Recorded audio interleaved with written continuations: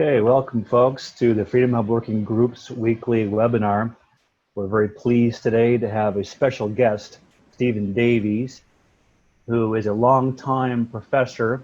I first met back in the early 2000s at the Cato Institute school they run during the summers to educate activists and other donors about some of the deeper topics in liberty. And he is going to talk today about the lack of a classical liberal context in history. And for those of us into libertarian activism, sometimes we find great histories that motivate us to see the mistakes of the past and apply them to the future. But for most histories, it seems there isn't any kind of specific context, no exposure of power mongering versus creative entrepreneurs who add value to the world. And Steve has been a longtime professor at the Metropolitan University there in London and works now at the Institute for Economic Affairs. And so we're going to turn it over to Stephen. If you want to go ahead and start sharing your screen, you can go ahead and give a presentation. Okay, thanks very much, and welcome to sunny Manchester, which is where I'm speaking from right now. Not usually associated with sun, but that's what we've got right now. So as you heard, I'm going to talk about history. So without much further ado, let's share the screen. So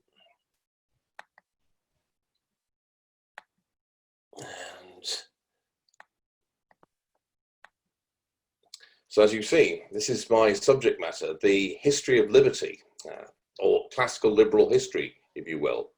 Or as it says here, a classical liberal approach to historiography. Now, if I was given $1 for every time somebody had told me that history was the most boring subject they did in high school, well, I'd have retired and probably been living somewhere in the Caribbean by now. That's regrettable because I actually think it's one of the most fascinating and interesting subjects that you can study. And in fact, my view is shared by lots of people, seriously, because popular histories sell very, very well. But also because, as it says at the top of this slide, history is enormously important. Some of you may recognize the slightly misquoted quote that I've got below there. Who controls the present controls the past, who controls the past controls the future, which is one of the slogans of the party in George Orwell's 1984.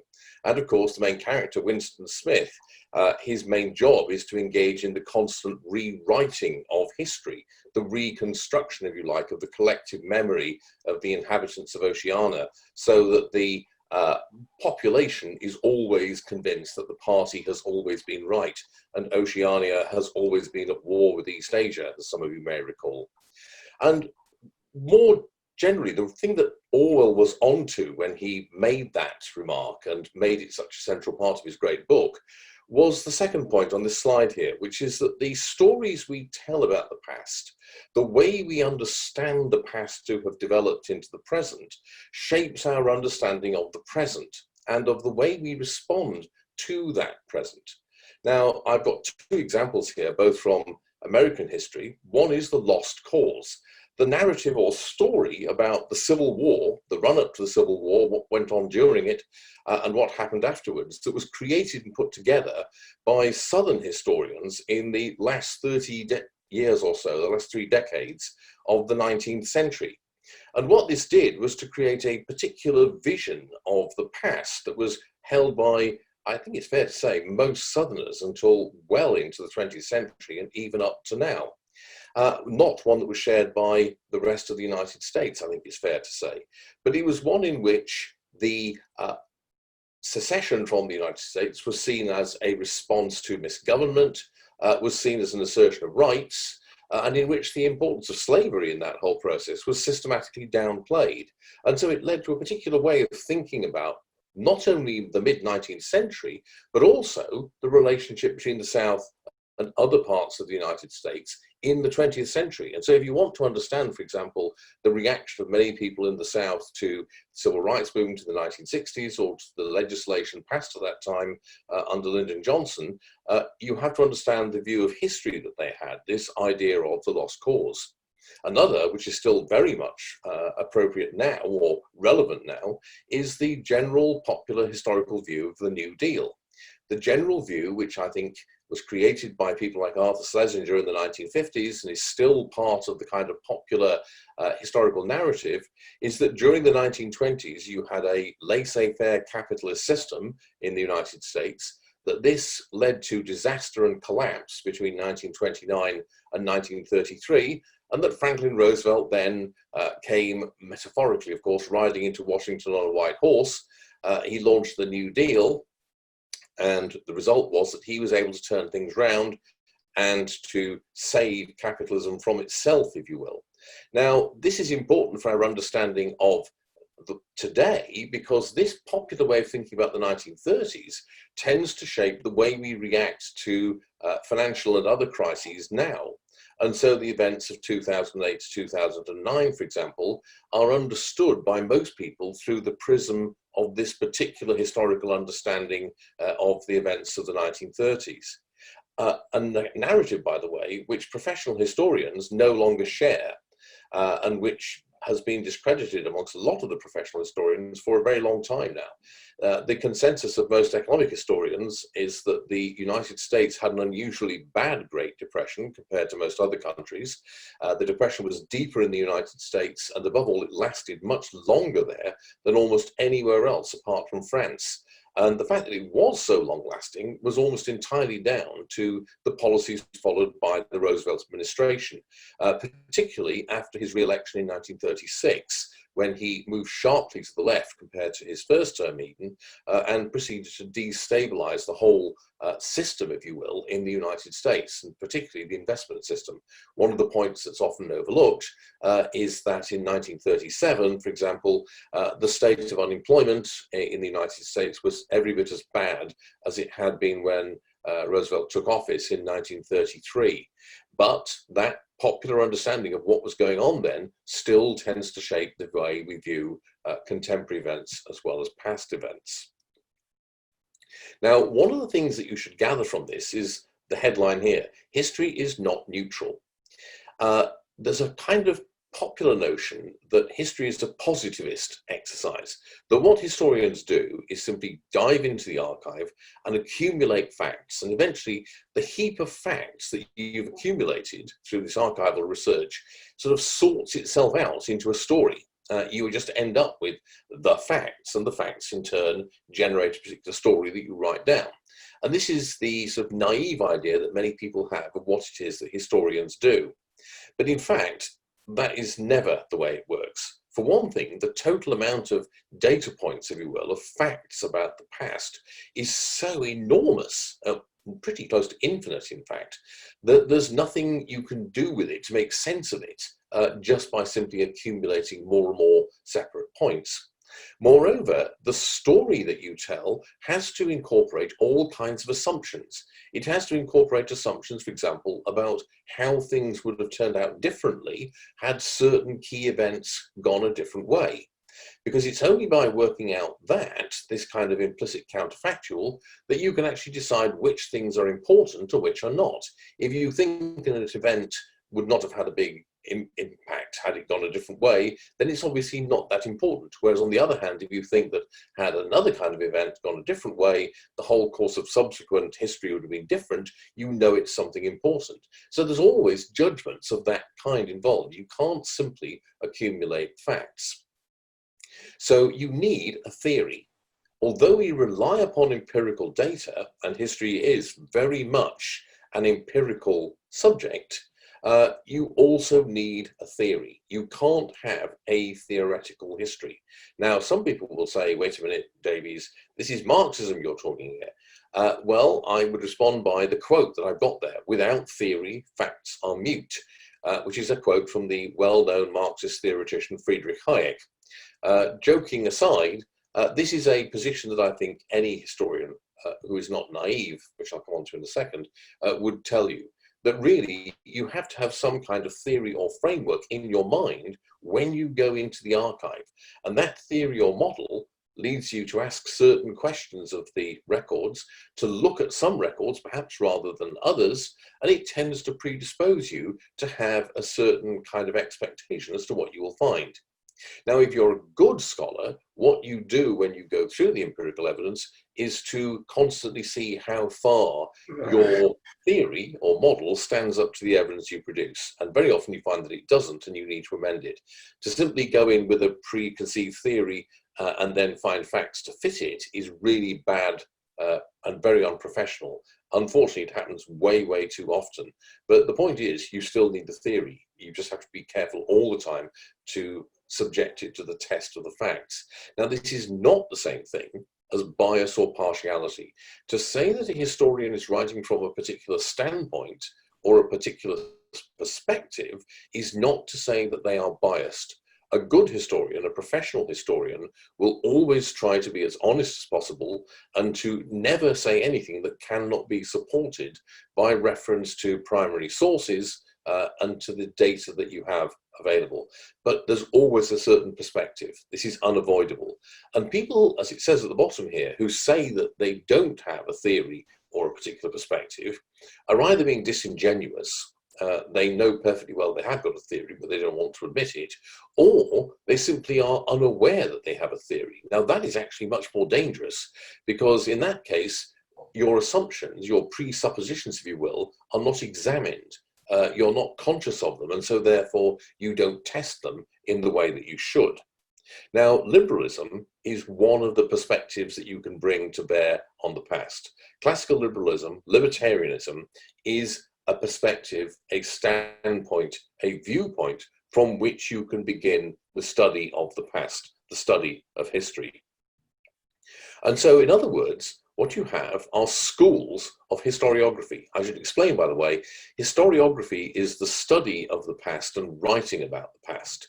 History is the past itself. It's the thing that the historian studies. Historiography is what the historians actually do.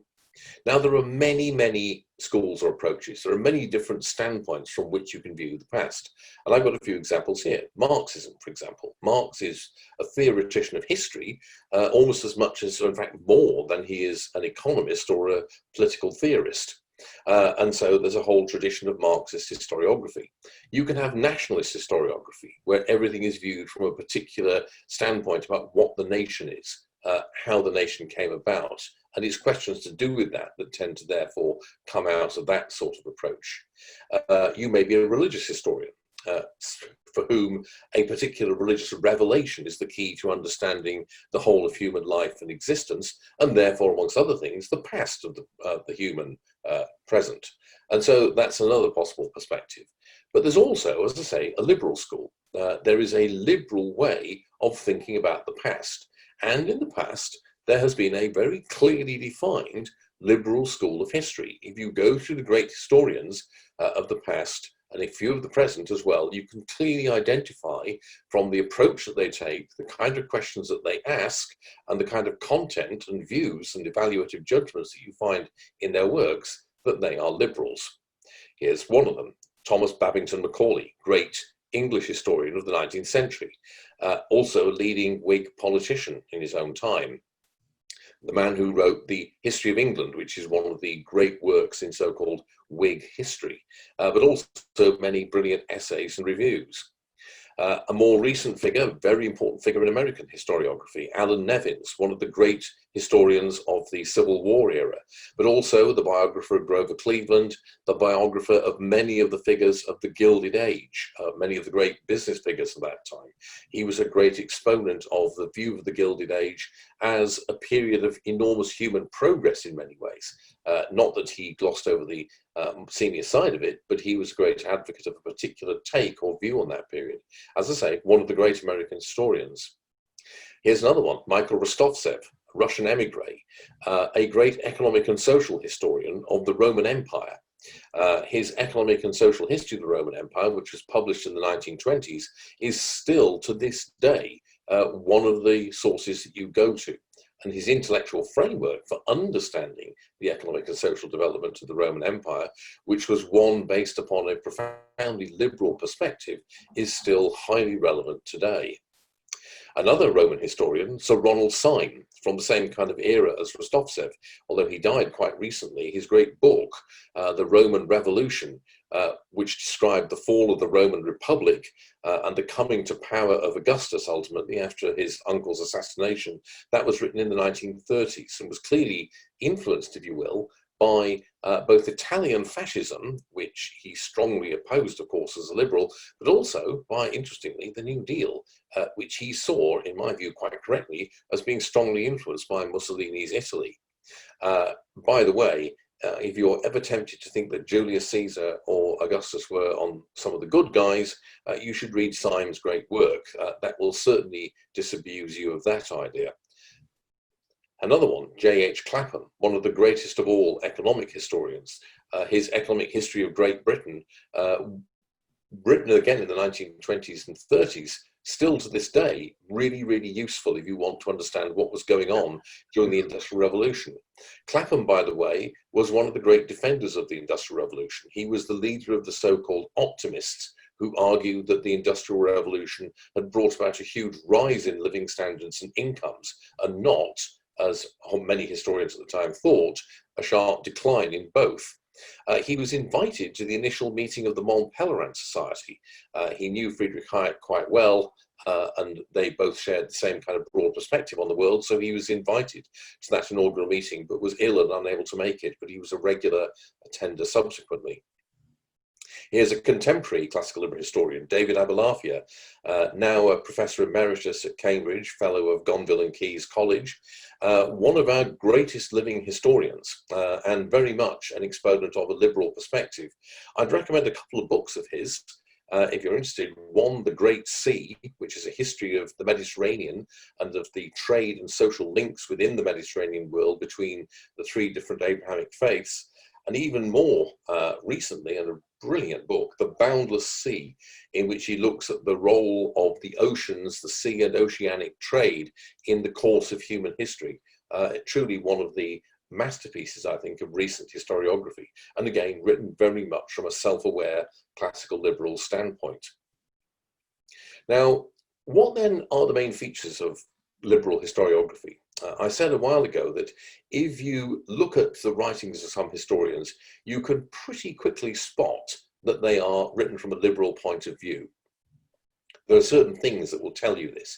There's also, by the way, things that will tell you that you're dealing with a conservative historian, someone like James Anthony Froude, for example, or a Marxist historian, or a nationalist one. There are certain stigmata, if you will, that tell you straight away what kind of standpoint or school the historian belongs to. So a liberal historian will ask certain questions.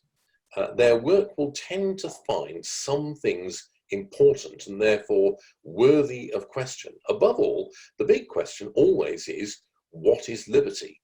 Where does liberty come from? What forms does it take? How has it flourished or gone into decline in a given kind of historical period? But also the obverse of that. What is power? Where does power come from? How do forms of power and domination arise? Why do people submit to them? How do some people have power and domination over others? What is the interplay between these two sides of the coin of human life? Liberty on the one hand, power and domination on the other. What is the interplay between them over time? But also certain other questions, such as how does human well-being go at a certain period in history? Can you identify periods where certain things are going on that are making human beings better off, expanding the scope of human experience, human discovery, human intellectual life, and what are the bad things, if you like, for all those sides of the human experience? There's certain questions, in other words, that are going to be at the center of any liberal investigation. The kind of question the liberal historian will have in their mind, which they will bring to bear on almost any kind of subject. Those are the sort of lenses through which it'll be viewed. There's also, in liberal historians, particular meta-narratives, very large-scale, kind of long-term stories that tend to influence the way historians of this kind look at particular and specific events and times. One of them, for example, is the whole story of progress, or perhaps more aptly, improvement, the gradual, slow, often intermittent process by which human life improves and gets better. Liberal historians are very concerned with this and very concerned to work out why it's happened at some times and not at others. Another one is freedom of the intellect, freedom of thought. There's a kind of narrative about the growth of this, the things that have strengthened it, the times and places when freedom of thought has flourished, and also the course and the activities of its enemies, the kinds of people from the Inquisition to contemporary totalitarian states and other such creatures that crush or repress freedom of thought. A story, by the way, most of which is rather grim until you get recently. Also, the story of rationalism. That's another meta-narrative. The growth, if you like, of reason as opposed to superstition or ignorance. And generally speaking, the growth of liberty, both in terms of limitations on political power, but also in the growth of human capacity, the ability of human beings to do things, the range of options open to them.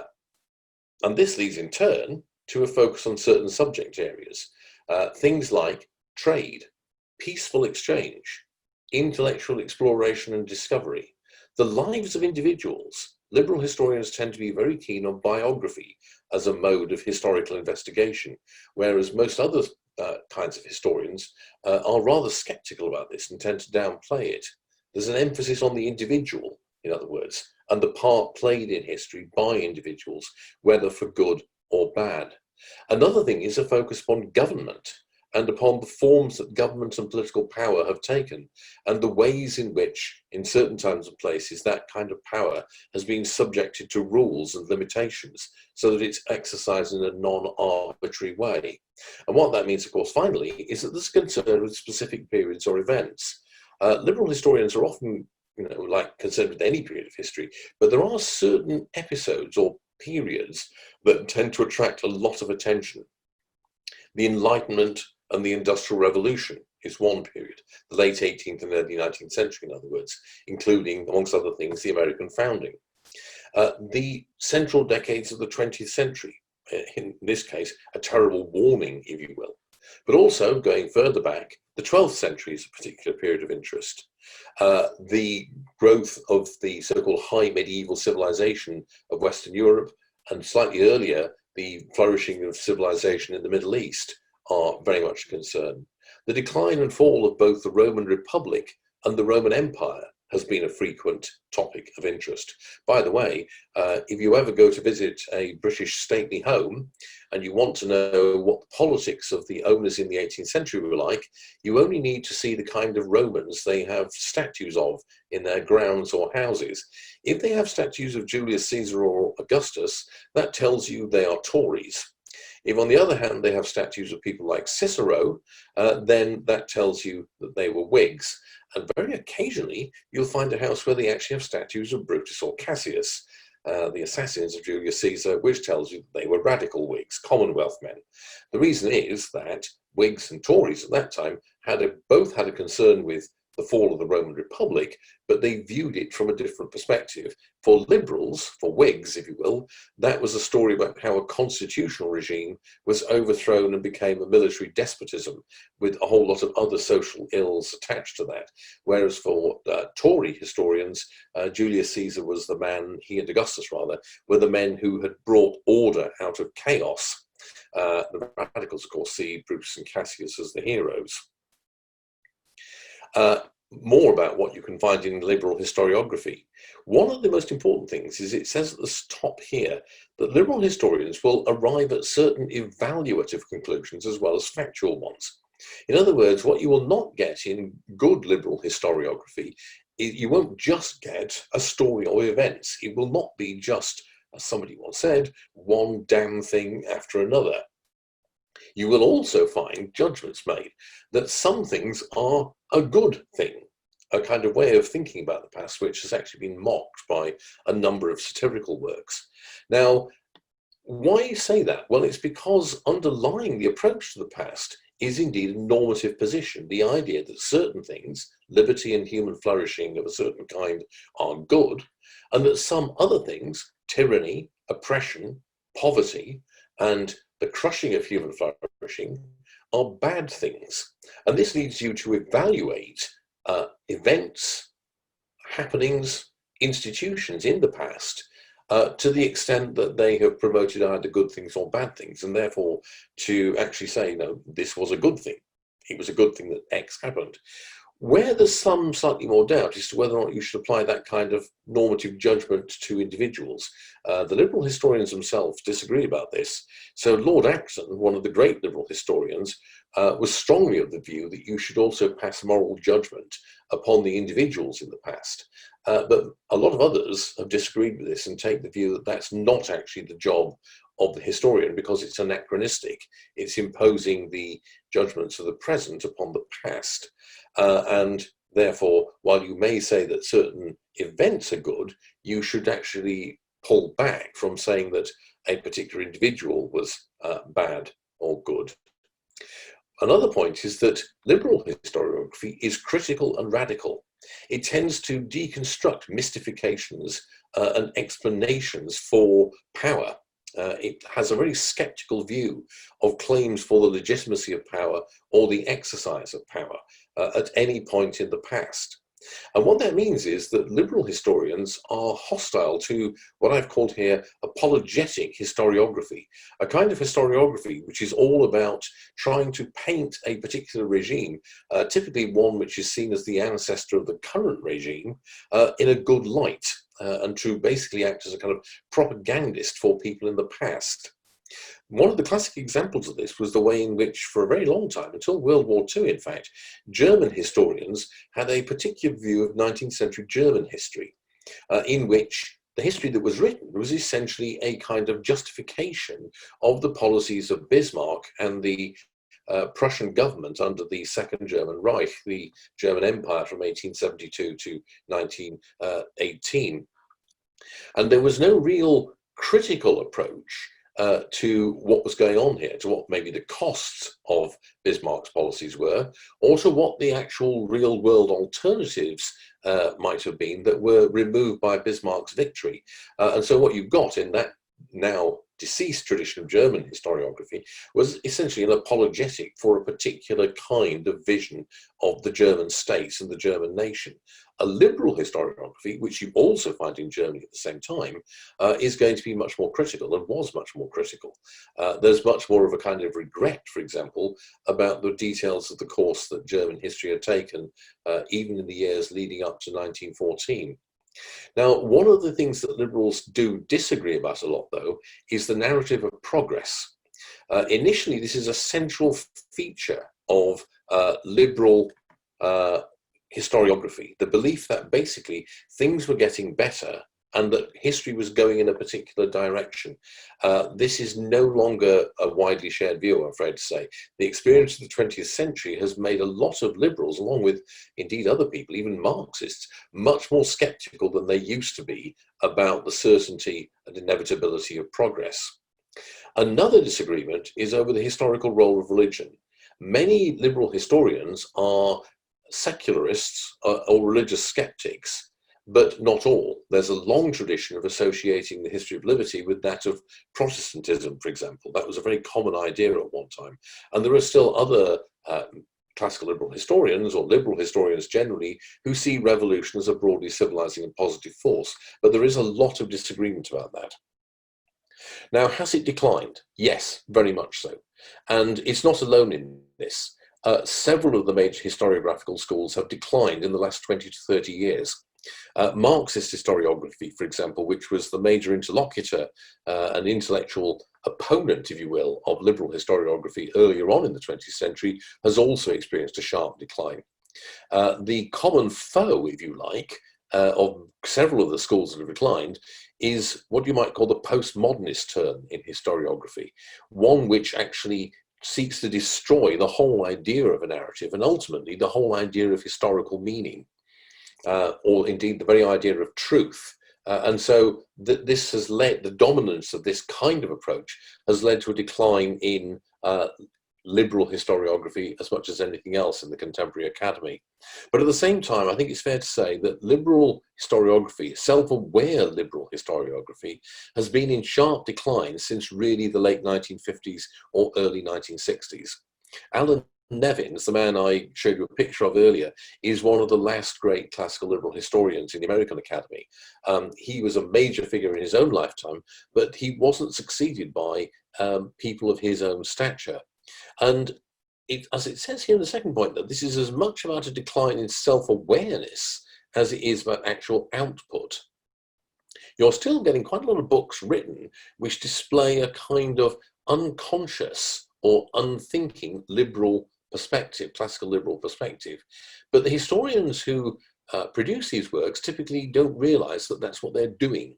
As it says here in the third point on this slide, there are lots of historians who are classical liberals, but they don't write as classical liberal historians. In other words, they don't have a self-awareness of what it is they're doing, which leads them to realize what standpoint and what viewpoint it is that they are coming from. And this hampers their work in various ways. And also what that means is there's no longer a self-aware school of people who refer to each other and see each other as part of a common or shared intellectual endeavor, that of creating and producing a broadly liberal account of human history. The big problem in the early 20th century, which eventually bore fruit later on in the 20th century, was the decline of what had previously been two major features of liberal historiography. Stadial history, history which sees the world as going through a series of successive stages of development, which is an idea you find in Adam Smith, for example, and also Whig history, as it's called, which is a particular way of looking at the history of Britain and the United States in particular, that emphasizes a kind of process of evolution towards constitutional government. The problem is that those two things have both been severely discredited by empirical research. They were parts of the perspective that turned out to be not well founded, in fact. Now, there's a huge need, you must realize now from what I've said, for a revival of classical liberal libertarian historiography. If history is important, and if liberals are not as a self-aware force present in the study of history, then given what I said right at the start of this presentation, that means that people's understanding of the present and their view of how to react to current events is going to be flawed or limited, because they won't draw upon a classical liberal account of the past to inform their judgment of the present, not in a self-aware kind of way. And indeed, I think it's fair to say that the kind of currently dominant view is precisely the one that I rather flippantly referred to earlier on as thinking that history is just one damn thing after another. And this is actually, I think, a huge loss for the quality of public debate generally. I would rather have it that there were at least some kind of serious historical theories going around, even if they're ones that I didn't agree with, rather than the kind of nonsense that we have to put up with at the moment. So I think there's a huge need to revive classical liberal approaches to history. But what would it look like? Well, it would be, as all liberal historiography has been historically, empirical in its methodology, dependent upon the facts. But I think there would be more emphasis than there was in the past on the random, the role of pure chance in history. I think that the events of the last 100 years have made many people realize just how much there is of that. I think there would be a wider subject matter than there was in the past of liberal historiography. Less focus on the political, more focus, as in, say, David Abulafia's work, on the foundational levels of society, if you will, the structures of everyday life, the nature of human social relations in all their richness, not just economic, but also social and sociological in all kinds of ways. And I think there needs to be a rediscovery of the subversive and critical aspect of liberal historiography. One important part of this is what is known as the classical liberal theory of class conflict, which was a very important part of the thinking of, say, Michael Rostovtsev, the chap I showed you earlier on, and also Ronald Syme. And it's one which provides a highly critical and actually very radical view of how to understand and think about governments, international relations, and politics. And I think that's a part of the process of intellectual rediscovery that we need to have. Obviously, a revived liberal historiography would be inspired by and connected to a particular social and moral philosophy, one that emphasized human flourishing, personal liberty, personal autonomy, and intellectual liberty. And I think there would also be a new meta-narrative, one that was chastened but optimistic. In other words, I think we would realize perhaps that we're not the lucky people at the end of an inevitable process of historical improvement, but that rather we're the very fortunate inheritors of accidental events that led to our current highly fortunate state of existence. But at the same time, be much more optimistic that we can in fact not only sustain the way we live now, but actually roll back the growth of power and continue the development of human flourishing in all its richness and diversity into the future. And this will, I think, mean a particular focus upon things like the growth of empire, viewed from a highly critical point of view, the appearance of the modern world and the ways in which the modern world is different from the pre-modern. A study of the origins of political power, very often in ancient history, the way in which states first appear, where states come from, what drives the emergence of political power. But also, I think, a deeper exploration of things like the history of art, and the history also of science and technology, the ways in which innovation works and creativity, and the ways in which historically it's transformed human existence. All of these are the kind of things where an enormous amount of work can be done. And I think, in a way, it's a tragedy that we do not have more liberal historians, simply because there's so much work that could be done. There is so many great books, great articles that could be written from a liberal point of view about the past in its totality and its richness. And at the moment, I'm afraid, the state of the historical profession generally is not very good. But the advantage of that really is that if you come with good professional approaches, but also a clear and distinctive philosophy and point of view, you're likely to do rather well. And at that point, I'll stop. Very good, Professor Davies. Again, this is Charlie Froman sitting in for Jeff Cantor, hosting the Freedom Hub weekly webinar, sponsored by yourfreedomhub.com. If the participants would like to click their raise hand icon, I'll be glad to unmute you and let you ask a question or make a comment. And I see David there. Let me unmute you. Go ahead, David. Stephen, this is David Demarest with Rodents for Freedom Foundation in Omaha. Taking the question of how we started in the United States with a very small, minimal government, and today we have Big Brother, how would classical liberals go about analyzing the cause of that transformation? Well, I think the way that any historian has to look at that, actually, but particularly a liberal one who would tend to view this from a critical point of view, because I think that's the point.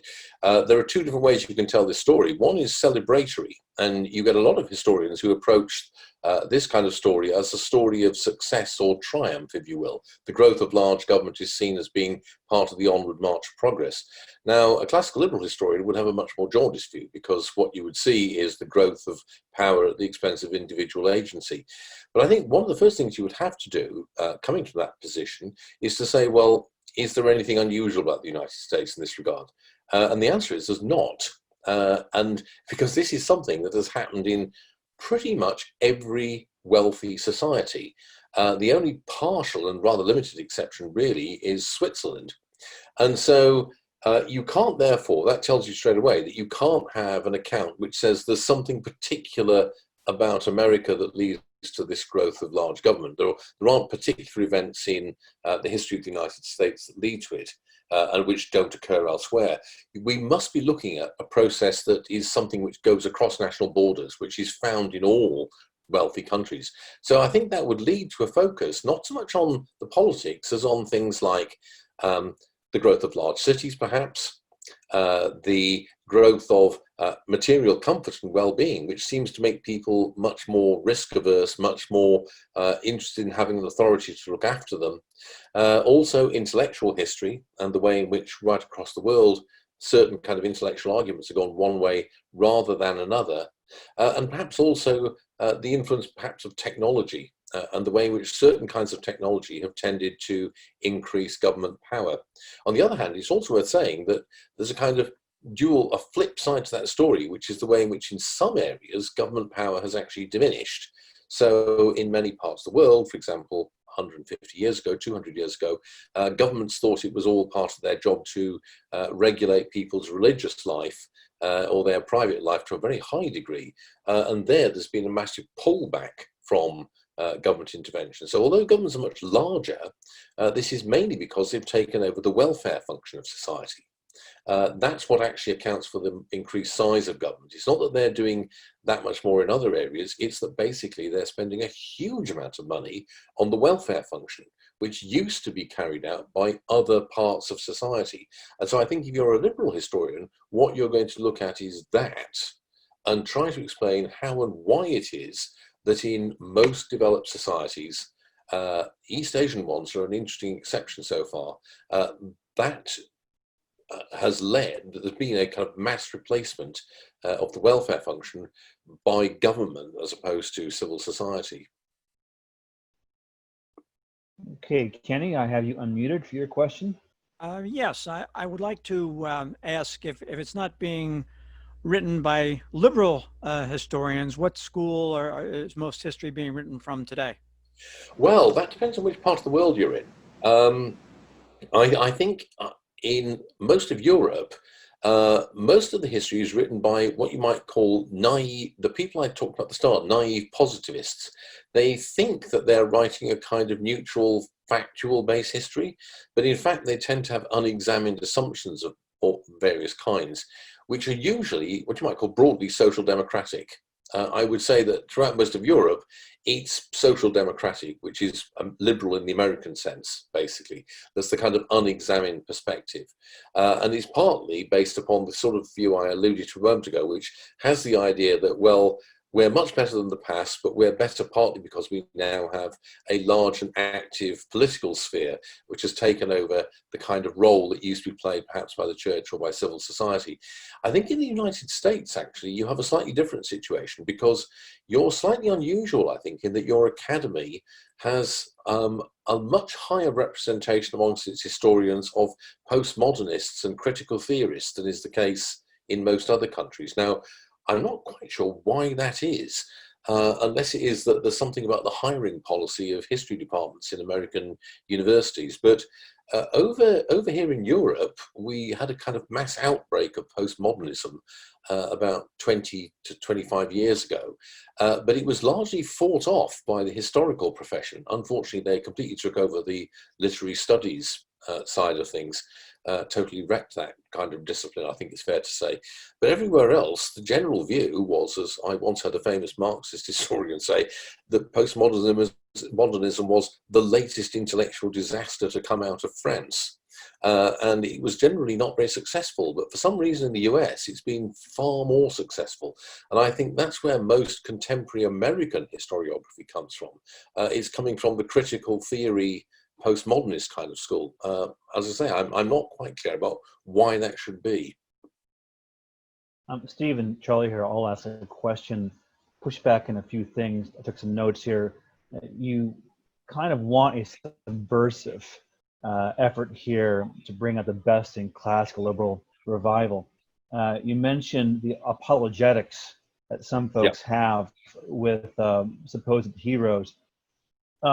And then class conflict. Couldn't a libertarian morph that class conflict phrase to one between oligarchs who capture the regulatory process to hurt their competitors versus small level entrepreneurs and creatives? And if you did that, and if you took the government as a tool of a powerful approach, couldn't you, even despite the lost cause historians defending the South, use that collection of theories to attack the Republican government, even if there were some good outcomes, like the end of slavery, for one thing. And then on the flip side, defend Bismarck, who some historians say was sort of a calming force on the Kaiser, who fired him, and kind of led to the jingoism that kind of led to the quote-unquote Great War. Yeah, a couple of things there. First of all, yes, that kind of, I mentioned classical liberal class theory, and what you've described is one of the classic applications of that, which is to look at the way in which the growth of government and government regulations and so on is typically driven not by demands from the mass of the public from below, but by lobbying from powerful interest groups, large firms, large politically connected business enterprises. And Gabriel Kolko, who was actually a socialist historian, wrote a brilliant book many years ago about the progressive era at the end of the 19th century, which showed how most of the antitrust legislation and the high regulation of things like the railroad business were actually introduced at the behest of businesses, large firms, in order to prevent competition from undoing their dominant position.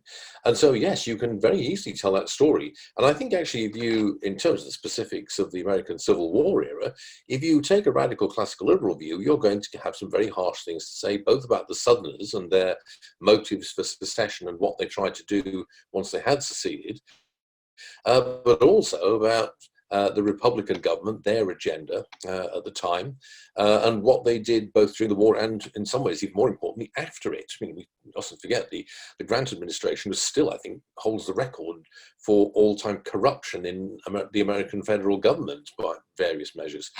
So yes, the point is, that's what I mean by having a critical perspective. You're going to be rather dubious about apologetics for either side of that kind of thing. You'll see your job as holding power up to the bright light of truth, if you will, and exposing what is actually often going on. And in terms of Bismarck, by the way, I agree with that. You can have a rather jaundiced view about Bismarck's internal German politics, but quite like his foreign policy. This is actually my own personal view. I think the Bismarckian approach to international relations is probably one we could do with seeing more of. There is somebody out there who thinks that people in the State Department should have a bracelet that says what would Bismarck do, that they should look at whenever they think of invading a foreign country, given that, Bismarck's famous remark about the crisis in Bosnia was it wasn't worth the bones of a single Pomeranian grenadier. So I think, the point is, obviously you can come up with highly nuanced accounts of people like him. You can think that the culture Kampf and everything he did in Germany was pretty regrettable, but at the same time think that, well, A, he was a lot better than what came after, smarter for one thing, and secondly, that maybe his foreign policy is, a very sensible one, given the kind of world that we're actually living in, as opposed to the one that we might wish we were living in. Very good. I look forward to those more challenging histories coming up for this classical liberal revival. Kenny, I see your hand up. No, that was from before. Okay. Anyone else wants to ask a question, just click the raise hand icon and I'll unmute you. There's a couple of questions from the notes there, Stephen. What about this liberty versus domination dynamic in the CL school? Have you heard of Kessler's essay, The Yogi and the Commissar, where he kind of uses that dynamic to show the flow between a creative period versus a top-down, I guess, conservative revival period? Tell me more about those flows of history. Yeah, so actually that's a brilliant essay. It's well worth reading. You can see this quite clearly in history. You get periods of history, episodes, where there's suddenly a kind of loss of control, if you will, by the people who would like to keep a lid on everything. And you get suddenly an explosive growth of ideas, exchange of ideas, development of art, development of the intellect, and this kind of thing. These outbursts appear apparently very suddenly. So you scratch your head looking back and think, why was it that quite suddenly there were so many brilliant people around in late 18th century Edinburgh, or 5th century Athens, or 14th century northern Italy? What was it that produced such a huge outburst? And I think the answer that you come to is that actually there's always a lot of people like that. These are just periods where quite suddenly you get a sudden outburst of free thought. And I've just mentioned some from European history. You could mention 8th century Baghdad or 13th century China equally. But the point is that, unfortunately, the rather sad feature of human history is that usually lots of powerful people find this kind of intellectual diversity and free exchange of ideas very, very threatening. And what usually happens is that there's a major clampdown sooner or later, and some people typically end up, being told to go on a long holiday or even get themselves executed. We're very fortunate in the sense that about 200, over the last 200 years, generally speaking, there have been attempts to do this, but partly because the intellectual world is now bigger than one small country or one small part of the world, it's proven impossible for that to happen. So Hitler and Stalin killed a lot of people and tried to suppress free thought in the 1930s, but a lot of the people escaped from Germany and Russia, and they went to Western Europe or the United States. And that's the kind of thing that goes on these days. So we're rather fortunate in that we live at the end of one of the longest periods in recorded history of intellectual liberty of that kind. But if you look back in the past, you can see outbursts like this, but they tend to not last for much more than about 50, 60 years, maybe 100 years at most.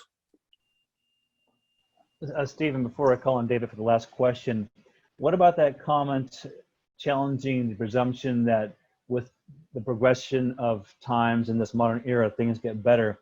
What if we're leaving the yogi period and entering the commissar period, especially around the hysteria around pandemics and the refusal of either party to respect privacy?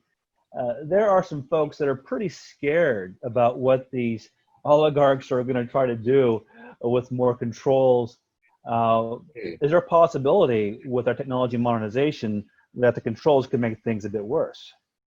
Oh, of course there is. What I'm critical of is the idea of inevitable progress, which I'm afraid a lot of liberals fell into in the 19th century. Things were going so well for them. They tended to buy into a theory of history in which the idea was that it was slowly but steadily onward and upward, if you will.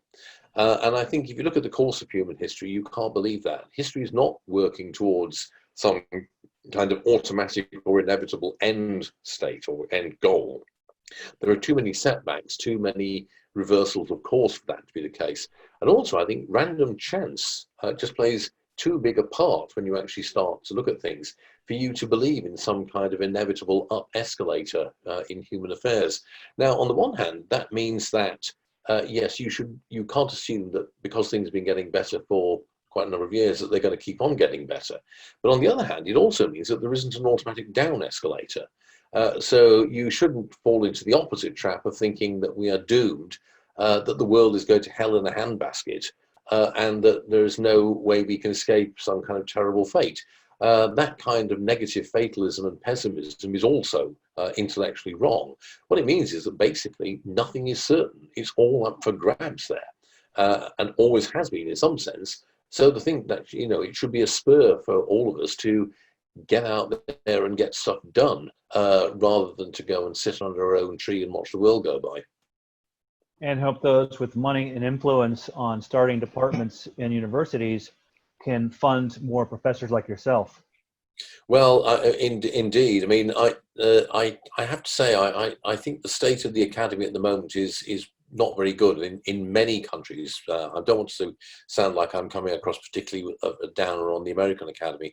I think it has to do with the corruption of the purpose of the academy over the last 30 years, if I may say something there.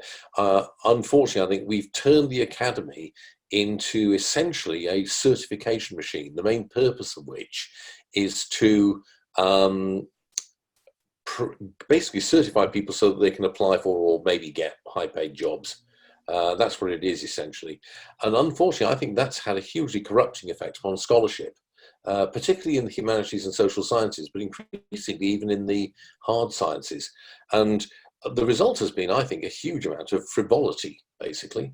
There's also been an enormously corrupting effect on the academy by the influx of public money. I think the point at which the academy began to go off the rails was when Sputnik 1 was launched, and the American government and governments around the world decided they were going to throw a ton of money at it. Because I now think there's so much of it is just chasing after money.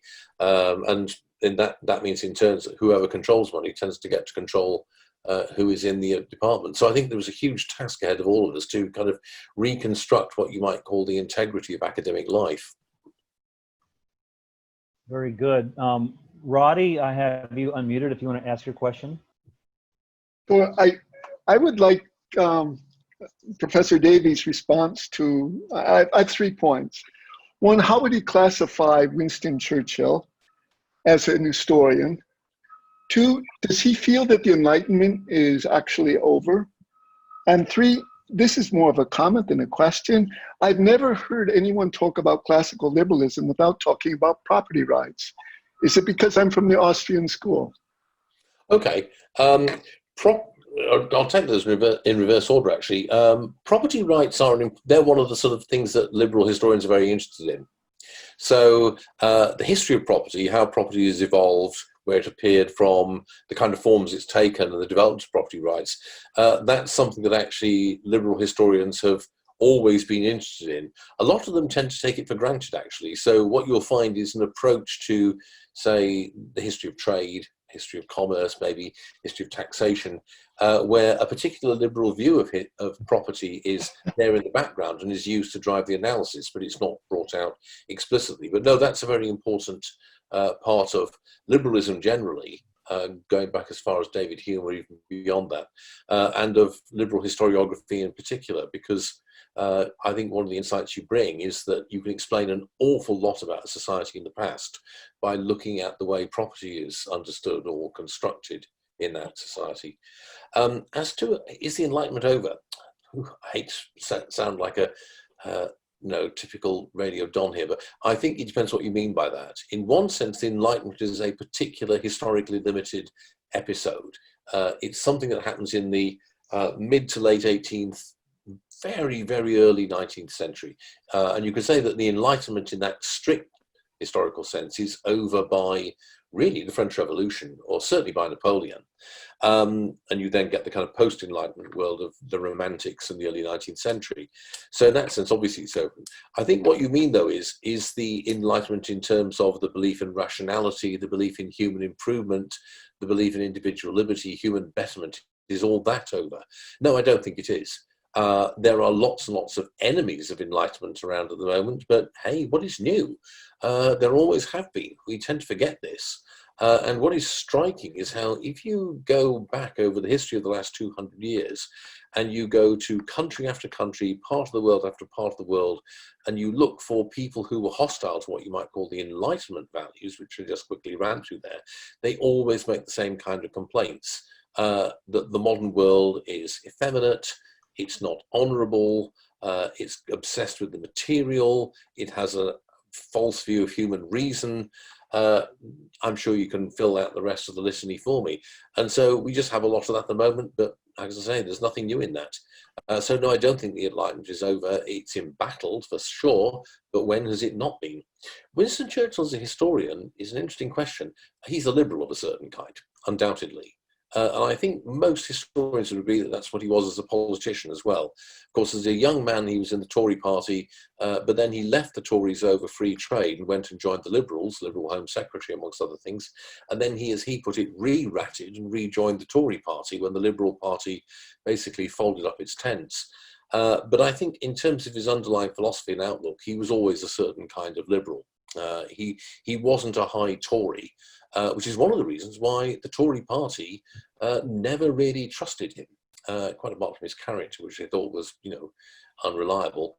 They never really trusted him ideologically, the bulk of the Conservative Party, and they only accepted him as leader in 1940 because of, well, there was a war on, and also because he was their only chance of maintaining power, because Clement Attlee had said that the Labour Party would not join a coalition unless Churchill was the Prime Minister. So he was always a bit of an outsider in his party throughout most of his life, which is something that we tend to forget these days. Thank you. David, real quick, final question. Yes, Stephen, from the libertarian perspective, the prevailing view on the reason for the growth of government tends to center on it's a people problem. In other words, who we elect is responsible for the direction of less or more government goes. I'm not of that mind. An alternative view would be Hans Hermann Hoppe, who says there's a fly in the ointment or a flaw in the system that is primarily responsible for the growth of government.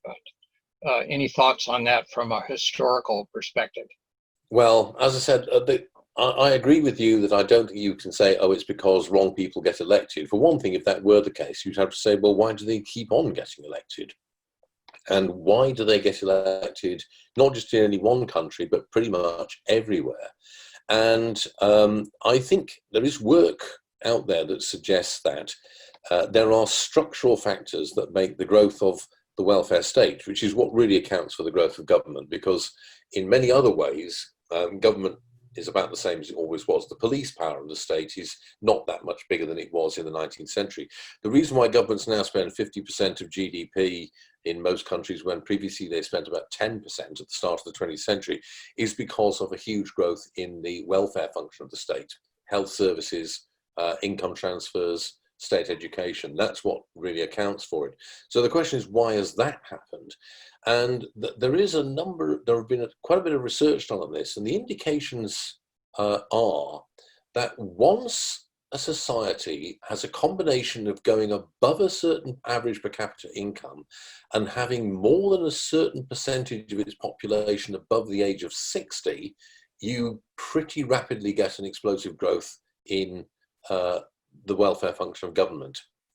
And it's something to do, apparently it appears, with the growth of a particular interest group in society, a large number of people who look to the state to look after them in old age, and then increasingly look to the state to help them with looking after their children. As I say, one of the interesting things is that so far, East Asian countries, which are obviously as wealthy as Western countries now, catching up very rapidly in the Chinese case, they don't appear to be undergoing this transition at the moment. And obviously it's early days yet, we may yet see it happen, but with every year that goes by, it seems less likely that they will go down that road.